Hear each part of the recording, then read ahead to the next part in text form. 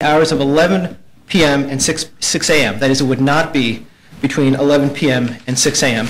And in your packages, a letter from the Moynihan Group to the Borough President states that in response to your request, the lease with the operator of the dealership, the restriction against the delivery of new vehicles would be between the hours of 11 p.m. and 6 a.m. Request of the Community Board for the adjustment of the text. The Borough President noted that putting the auto showroom text for the perimeter area wouldn't necessarily may not serve the purpose of clarity in the words of the letter if it were placed in the other area language. However, the Borough is planning to consider reorganizing as a corrective text action all rules for accessory automotive uses, since these rules apply in 2 out of the 3 sub-districts. So are there any questions?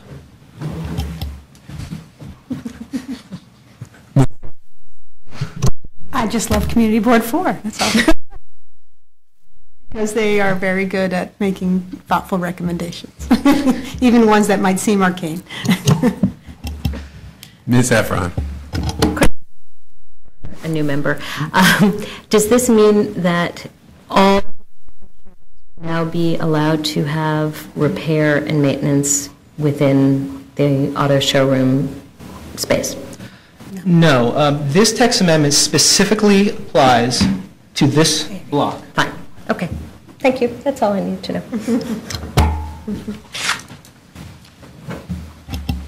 Ms. Levin.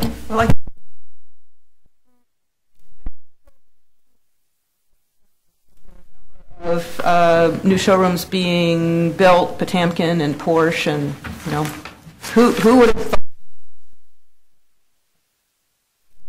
thought of this? Are you treatment? I am aware of one that might. It's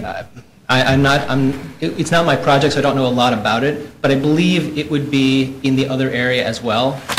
So. One earlier this year, that would be in the other area, not in the perimeter area, but in what we call the other area. Okay, someplace else would require a similar treatment. Okay, that's very. So, recommendation or reaction on the question of where this ought to reside in the zoning resolution? I think we'll think about that for a little bit. That's for fun. Okay. Uh-oh, just laughing. Yeah. The other area sounds like some remote tribal region.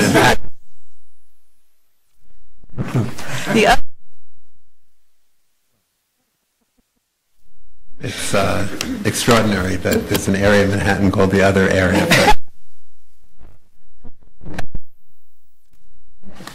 Thanks, Dominic.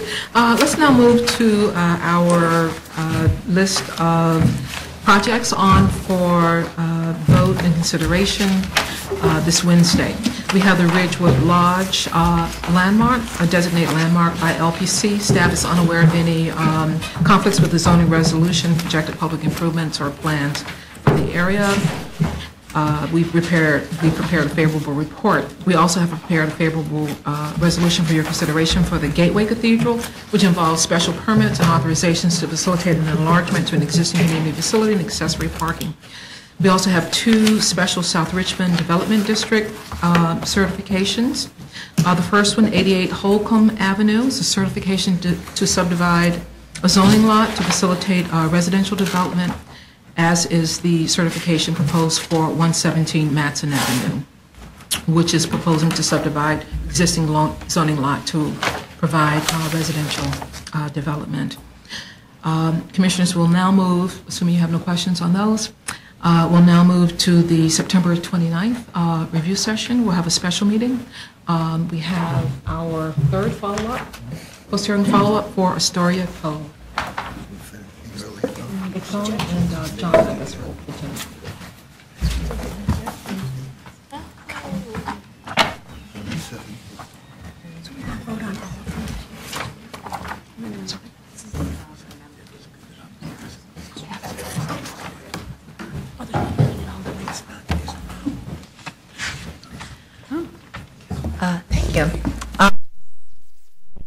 Planning Commission held a post-hearing discussion on the Astoria Code development.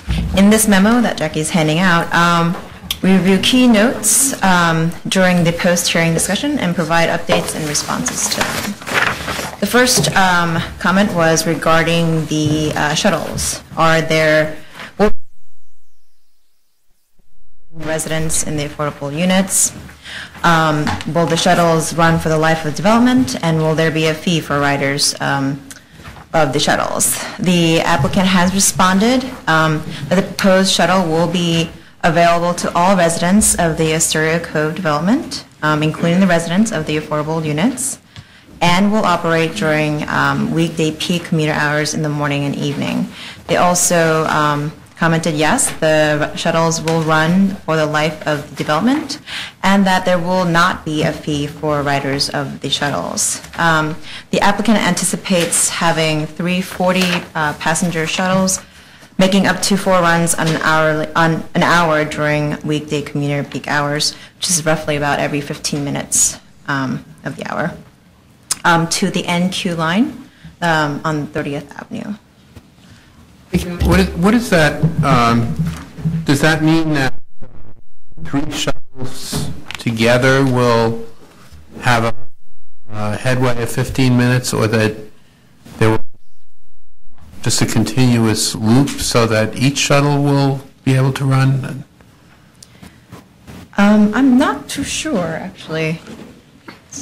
We believe that the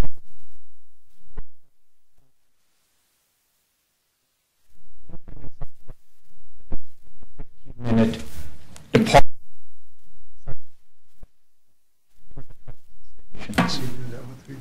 that would be the So goal. it'd be, in effect, 50-minute headways. Do you want to go over through the entire thing? Sounds like it Okay. require 4 vehicles. So the next comment is a follow-up on ferry service. As explained previously, city planning is in ongoing discussions with City Hall, EDC, and Hallett's Point Development Team in order to secure the funding to issue an RFP and obtain a consultant to prepare a feasibility study. As of Friday, a summary of the draft scope of services for this study has been provided to the Hallett's Point team, and it's hoped that this RFP can be issued prior to City Council action on the Astoria Cove project. and the Hallett's Point team has, in effect, now signed off on proceeding with the RFP. Yes. So that should move forward on schedule. They've secured the funding?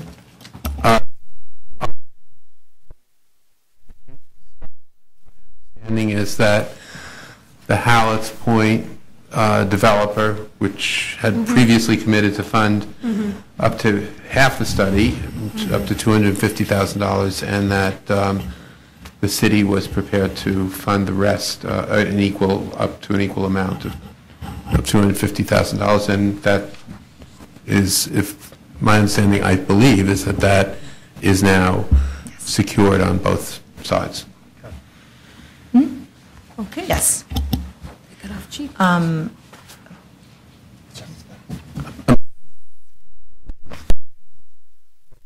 Chairman, how long do they anticipate the ride?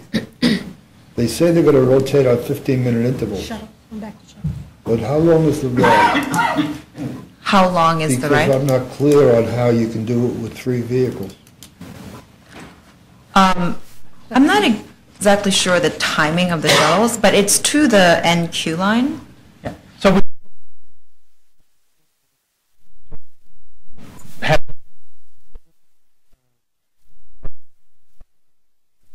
so it would be roughly a 40-minute cycle, so that first shuttle would be there for to then depart, but that have 3.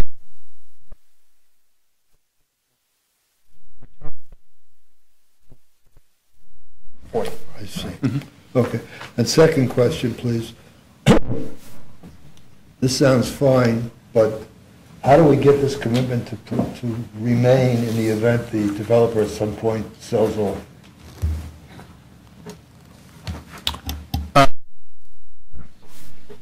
Well, there will be a restrictive declaration with the project. There will? Yes. So Thank this will you. be covered in that.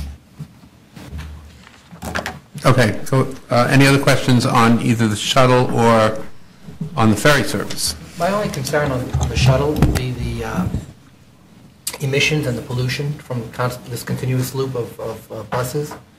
So if there'd be some way to mitigate or maybe get the electric, I don't know what the current technology out there is, but any which way to reduce the pollution would be highly recommended from my perspective. For a smaller carbon footprint would be desirable. Prius.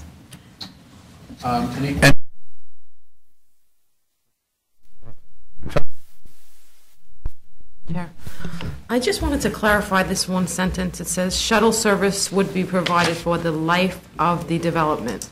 Could you just explain to me, does that mean during the developmental stages? Does that mean after completion of the development? Means exactly what it says, the life of the project. Sorry if there's Of the some concern. project? Correct.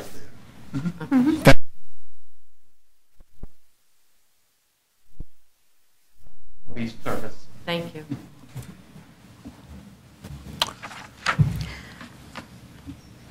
Okay. So the next comment was about possible business relocation sites. Since the DEIS, 2 businesses have actually moved. There are 8 employees. Of the existing 12 businesses, only 1 business will be displaced in each of the first 2 phases. The applicant has obtained the services of Griner Maltz. This is the business on the first, one of the businesses on the first 2 phases of the site, to 3636 33rd Street, which the applicant owns that site.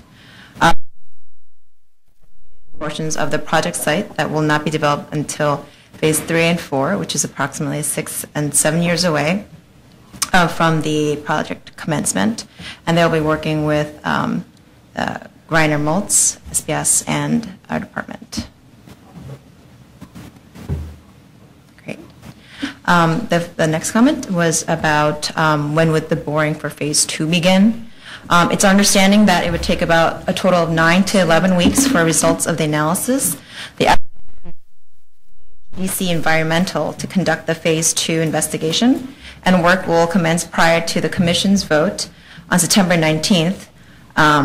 The applicant has also negotiated a rapid turnaround to ensure that the results of the investigation will be delivered well before city council action.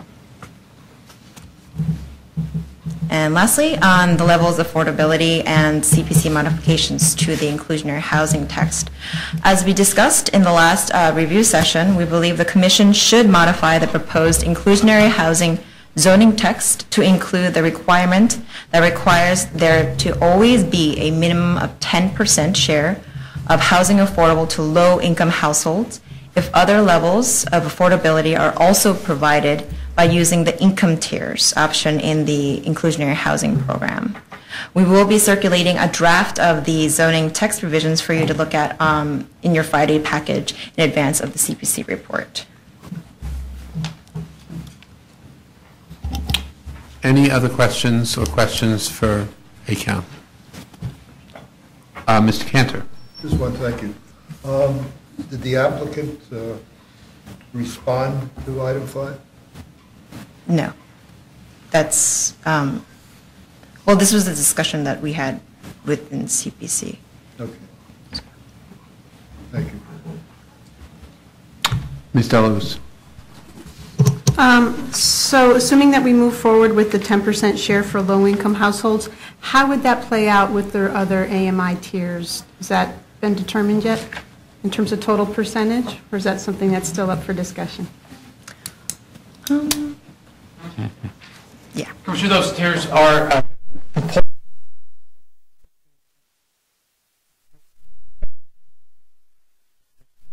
percent low, and in the middle income, 20% could be in the middle income band, but 10% in the low. Okay.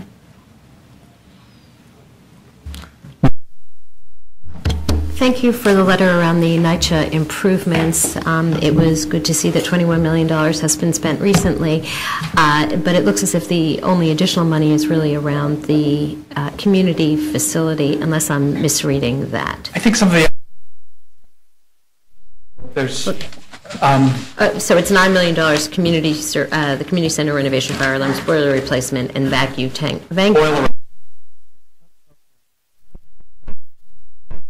Does that mean that the rest of the housing project in terms of lights, windows, and all of that is, by definition, in acceptable order, or is it just not in the plan? Or can you not answer that? probably can't.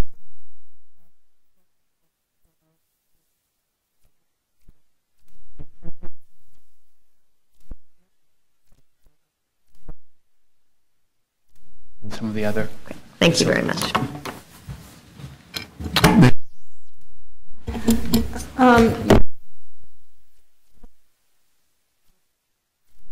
Be distributing for the inclusionary component of this. Does this now make the calculations and formulas similar to what we approved in Domino?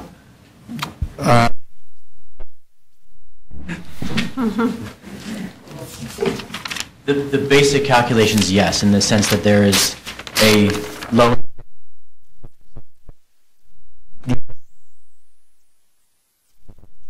except in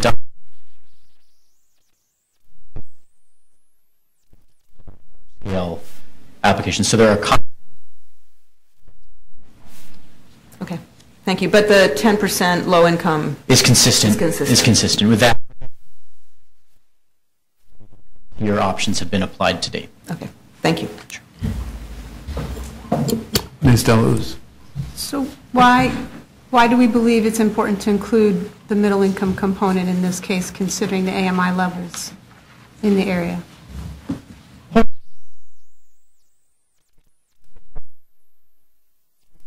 Could be delivering to the community that's trying to be served here.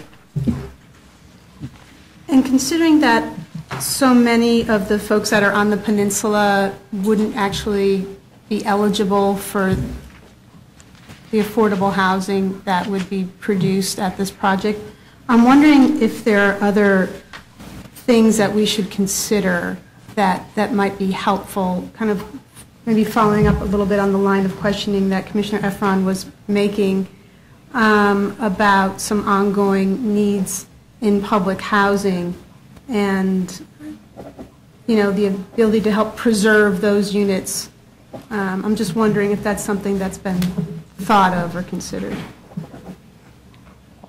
In terms of the preservation of affordable units at the story house, certainly NYCHA, I think, has that in their long-term plans. Sure. We all know there's a gap. Right. We know there's a gap. Certainly been some of the infill development bring some revenues to the housing there as well. I think there preservation component is a part of a much broader picture, and that solutions. And I think the idea is to try to come up with an approach to that independently and not take associated with this new construction and use it to plug that particular hole. In other words, the scale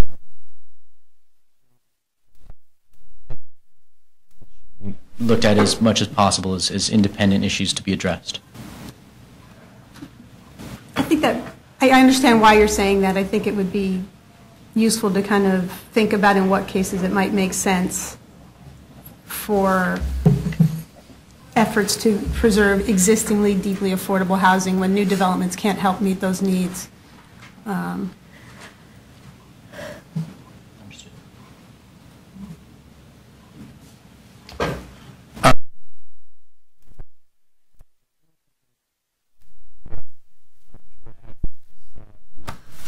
Secretary said, a week in advance, so you have time to want your reactions to it early next week, so we can address all these issues in an appropriate fashion before we vote on the 29th, so. Thank you. Okay. Staff will be preparing favorable resolutions also for 130 Prince Street, which involves special permit to facilitate the continued use of retail space located within an existing building, the Soho Cast Iron Historic District.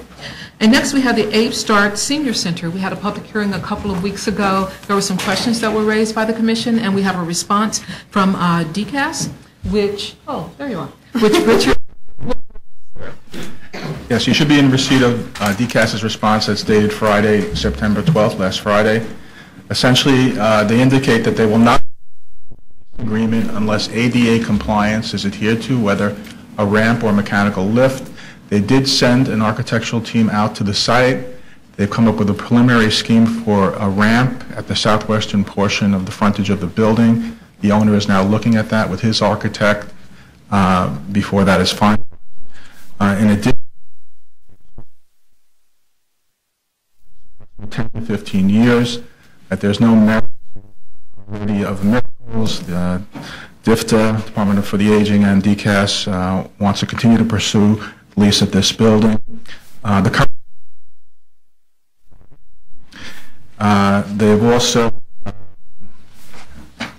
mentioned that the daycare center has a wholly separate entrance from the senior center, so they would not participate in the ramp. They, of course, go up, and the senior center is slightly below grade. In terms of security, they're going to explore whether to put cameras looking at the exterior, closely with the police department for safety issues. The lot is being regularly cleaned up with the community superintendent, very responsive. Put EDC on notice that they have to have regular cleanup of that lot. And there is, as well as with the local public school, the center. And as far as the building has a public assembly permit, it has a C of O, smoke detectors, strobe lights, pull stations. That's being corrected. So I'll be happy to answer any other questions that you might have. Ms. Chung. I just didn't really understand what you were saying about the oh, I'm sorry. I still don't know how to push the button. Those guys over there.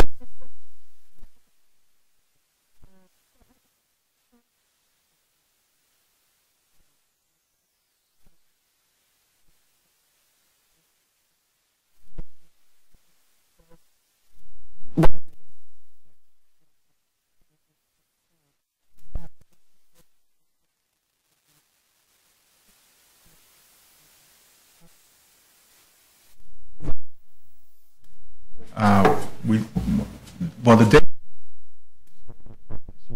daycare center is not subject to this application. The daycare center is under the auspices of Catholic Charities. Right. So this application is specifically for the senior center, and that was the question that we asked. I mean, you're asking a legitimate question. Yeah. Whether or not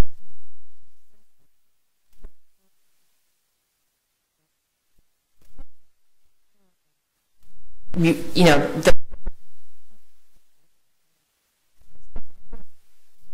I just say that the action here is an acquisition of property for the senior center, and ultimately will result in a lease being negotiated.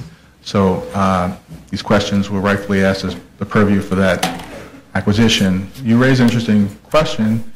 I'm not sure if that's within the purview of our... I don't believe so. I'd have to reconfirm that, though. Can you let us know? I mean, it is.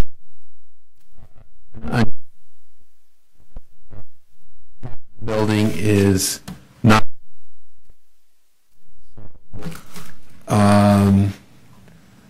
Either the daycare center does not have its own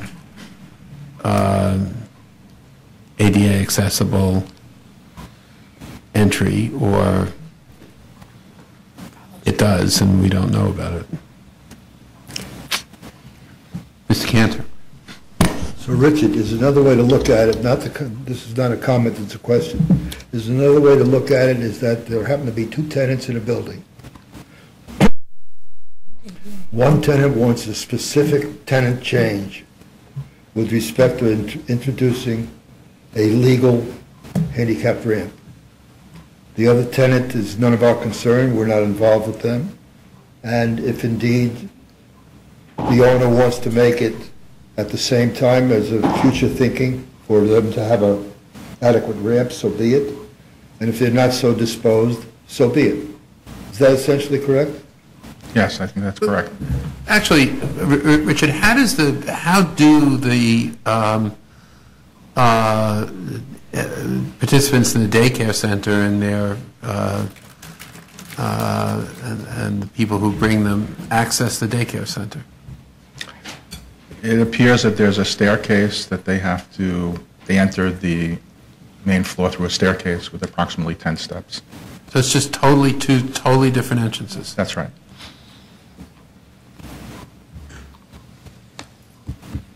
So much for those strollers. Strollers?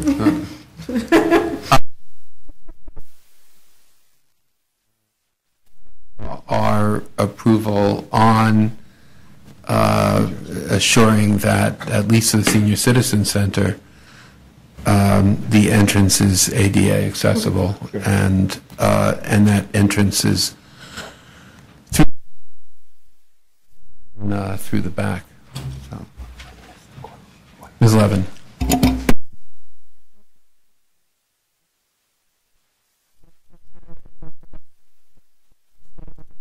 For people who might be considering reconfiguration of the building? Yes, I think that's a good idea, and perhaps we can do a little more exploration over the next few. So. Certainly. Any other questions about Abe Stark? Thanks, Richard. Thank you. Thanks. So staff will prepare a favorable report as modified. We next have the Five-Borough Shops relocation site. That's the DPR facility in the Bronx that will consolidate all of the facilities that were dispersed. Had a good hearing on that. I think we're fine. And then last but not least, we have the Brownsville Community Justice Center, which involves a site selection to facilitate a community justice center in Brownsville, Brooklyn. You received a couple of letters in your packages. So we're here to discuss that proposal. Corin will help us. Sure. So in your packages, you have two letters, one from DCAS and one from HPD regarding this application. First of all, the DCAS letter. In the recent weeks, DCAS looked into the leases for which is currently operated by HRA as a multi-service center, and a number of nonprofit social service agencies use space in that building currently. As you know, this building will be transferred to DCAS's portfolio following the building renovation, so any future leases will be in DCAS's purview. So looking more into the current leases, DCAS became aware that some of the current tenants don't actually have formal leases with the city, and therefore they feel that some of the statements made in the application that was submitted to city planning, as well as statements at the public hearing, really went beyond what they can legally guarantee to the current tenants in terms of their ability to return to the building following the renovation. So they will be submitting a revised application that takes out some of the language that they felt was just a little less qualified than they would like about the ability of tenants to return. And this will be revised to state that DCAS intends and plans to negotiate leases with current tenants. And you have a letter looking for in negotiating these leases, which is that these nonprofit organizations have current contracts with the city, that they're able to pay fair market rent, and that they are open to doing due diligence with DCAS. So they just wanted to clarify that those arrangements, so that this was not an open-ended situation. Yes? We'll start with Ms. Delauze. Can you just clarify about how many people or organizations do not have leases that are currently in the building? I'm not sure how many don't have leases. There's at least two. And so the two organizations that testified at the public hearing. So the Office of Criminal Justice is actually going to be in touch with those organizations just to clarify these circumstances. But those organizations are the Central Brooklyn Economic Development Corporation and the Brooklyn Perinatal Network. They're two small community-based organizations. They each have a staff of about 2 people. We're not sure if they have leases. I'm sorry. No, the tenants will be offered to come back, non-for-profit tenants, and now we're hearing that they will be offered based on their ability. My concern is that we do not displace these not-for-profits. I've seen instances where buildings have been renovated with not-for-profits in place with the promise of having them come back, and none of them do. They're displaced, they become defunct, the service to the community is not there anymore. Right. So I'm just a little bit concerned that now this has changed as we move into the process, because it sends a different signal and a different message to those not-for-profits or those lessees that are in the building that may depend on this to keep functioning. Right.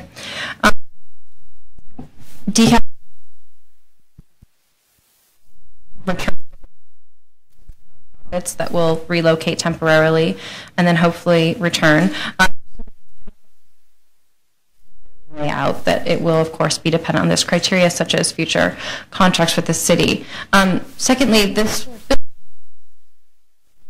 court innovation, which will be work in partnership with the Office of Court Administration to manage space in the building. And really the primary mission of this community justice center is to serve as more than just a courthouse, but really a provider of social services. So really having a service provider in the building is integral to their mission and their ability to serve out that the mission of the court. So service organizations that will be is, I think, still to be worked out, but definitely they intend that these 2 at least will return, and probably others.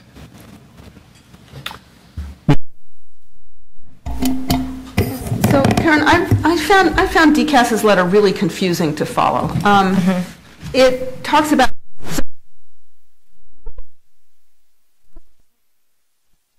they mentioned the 2 who testified at the hearing. The application mentions Community Board 16 and something called out of school time.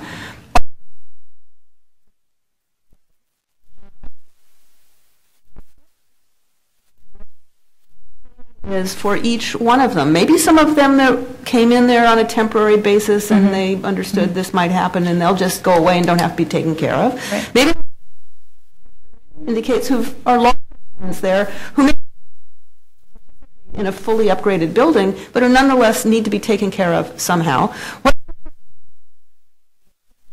tenants who are going to be coming back? If Tcas wants them to pay a fair and reasonable rent, well, has that tenants up to now, and do they have that capacity? Or, I mean, it seems like despite getting fixed up, but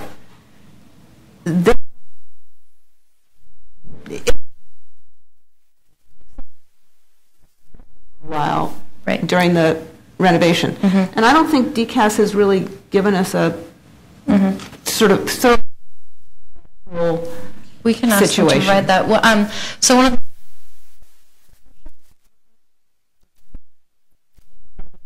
purchasing a property on Rockaway Boulevard nearby, that will be sort of a new community service center. And currently located at 444 Thomas Boylan. We'll be moving to that building. But we can ask for a breakdown of which tenants will be relocating. I think that'd be helpful. Who were still somewhat in flux about where they would be relocating to.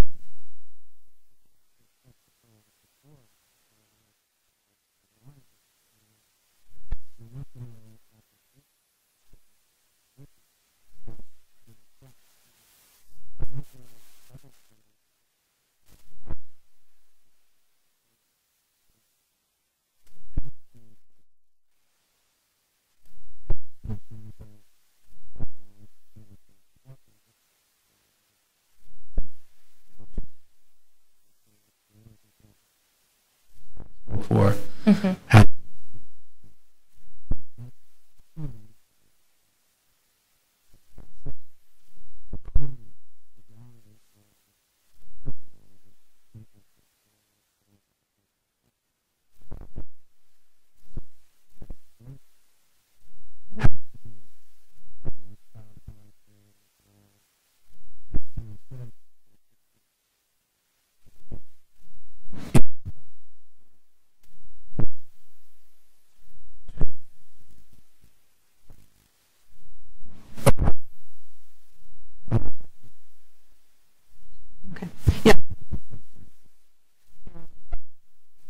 Escaped finding out about this. And is there relocation space identified for them? Yes, they will. I'm not sure. Last I heard, there was still 1 or 2 spaces they were considering, but they will have temporary office space for this construction period, and they also have identified other locations to hold their public hearings in the community. Okay. And then we'll return to the building. Thank you. Yeah, we. Address that first.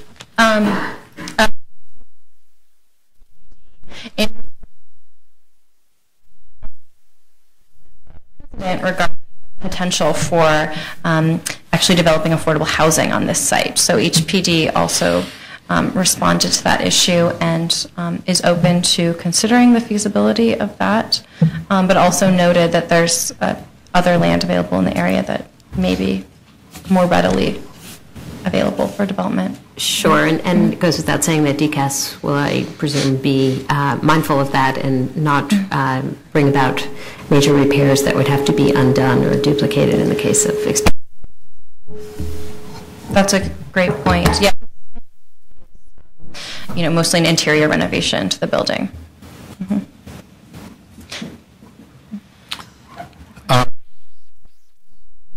Regarding Brownsville.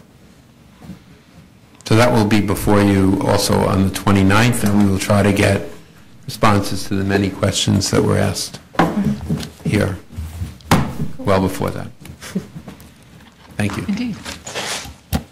Mr. Chairman, I think that concludes our agenda for tonight. Can I just ask a question, unless it was in the, this is a special meeting. It looks like the agenda included other items that originally were not showing up for the Monday. When you look in the calendar, there is no calendar for the 30th, I mean for the 1st. October 1st. Does that mean is there a meeting or there's no meeting? No. No meeting on October 1st. Okay, that's good. Thank you. Any? Okay. Is adjourned. What to do?